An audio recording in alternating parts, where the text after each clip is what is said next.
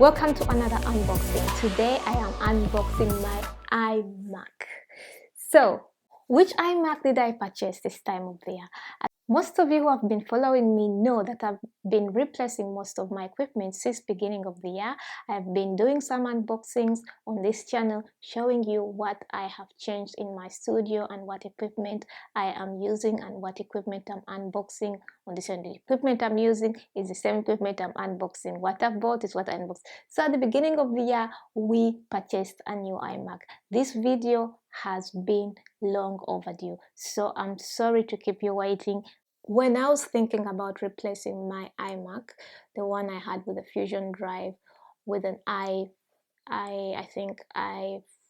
me see, yeah, i5 chip, I wanted to sell it, so I sold it on the second-hand market, and I got some money, and that money I could purchase another iMac, but it wasn't enough, so I had to tap into my resources and top up that money to purchase a new iMac. But I wanted an iMac that would handle heavy lifting, so I wanted an iMac that was, I wanted actually an iMac Pro. Most of you have been dying with that space gray and thinking, oh, so beautiful, I wish I had that machine. Yeah, those people who have been wishing to have that machine, but wishing to have that machine and affording that machine are two different things.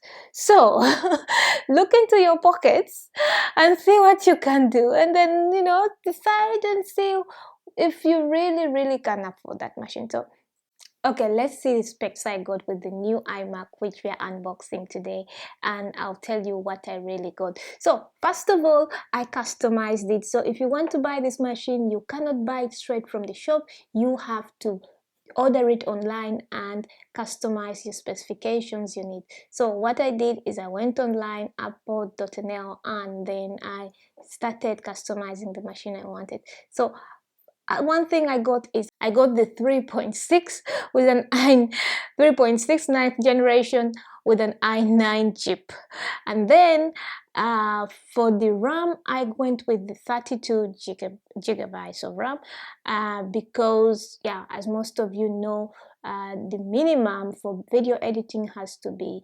16 yeah, it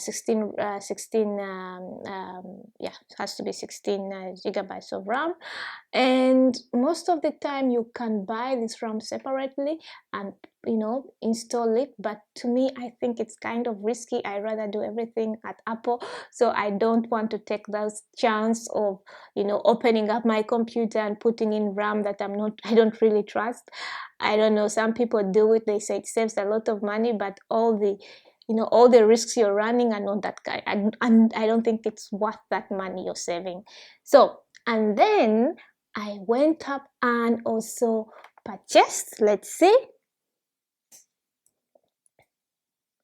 the Pro VEGA 48 graphic card. I put in that because I wanted to see how this computer will function with a fancy graphic card, because my other iMac, the 27-inch which I had with an i5 chip, didn't have a this graphic card. It was just simple. So I wanted to see how it will perform. And actually, if you put in this 48, then the specs a little bit closer to the iMac Pro. And then what I went on to do is, instead of taking the Fusion drive, which was cheaper and which you could customize until to 3 terabytes, I went with an SSD, which is just 1 terabyte of SSD, which was also expensive. And then I also went with a mouse and trackpad. So it seems like if you take the SSD card, you're paying, I think, yeah, you pay 300 euros extra. And if you also go with the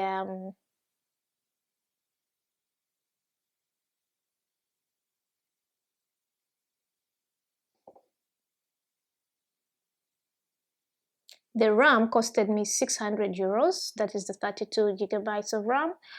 And also having an i9, yeah, the i9 processor, that also costs like 400 euros. So if you go with like, you know, you could get, yeah, you could get this machine for less if you went for, you know, for less specifications that I, you know, customized. But I wanted something similar to the iMac Pro, so it costed me almost 5,000 euros to purchase this machine.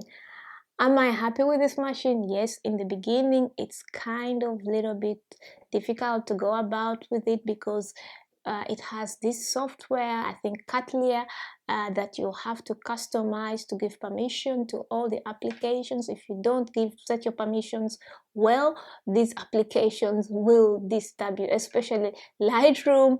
Final Cut Pro will have problems. So try to give set permissions in your settings so that these applications run, because when you buy such an expensive machine, you don't want to figure it around while using it. You want your process of, you know, using it being very, very, very friendly, and you want to enjoy using it. So as you can see, the machine is out of the box, and you see we have the whole box. It comes in a in a big box, which is so big, bigger than me, and I'm unwrapping it, and then later on we're seeing that you see the screen. It's the normal, you know, the normal iMac, the 27-inch, the 5K display, the Retina display. Once you start using the Retina display, there is no going back. You actually get addicted to the Retina display. If you start using other computers, you feel like they're not really good for you, or you feel like something is missing. So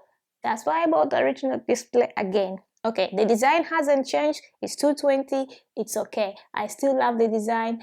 It's still big. I really love it. And other thing is, yeah, the accessories are still the same.